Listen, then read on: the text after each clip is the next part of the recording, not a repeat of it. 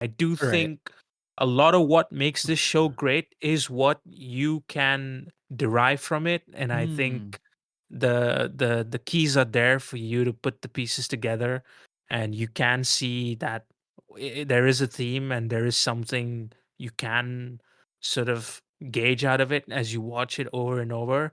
Maybe the first watch you won't.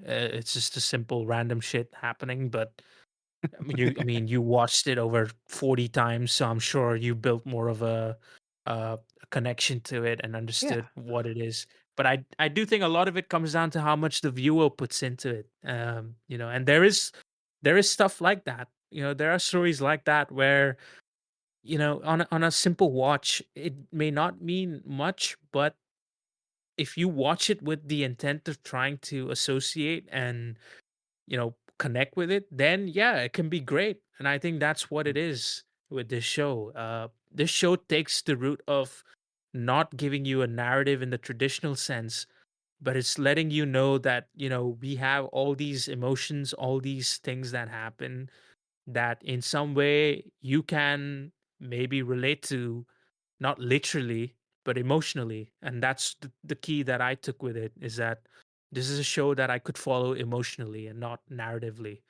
So, Mm. which is fine.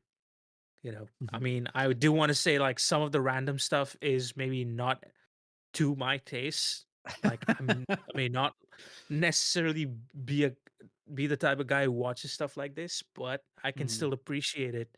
And I do think like when I look back at it and I see what legacy it leaves, especially with Studio Gainax being such a important part of the anime history, I do think that it should be respected and held in a high regard for sure.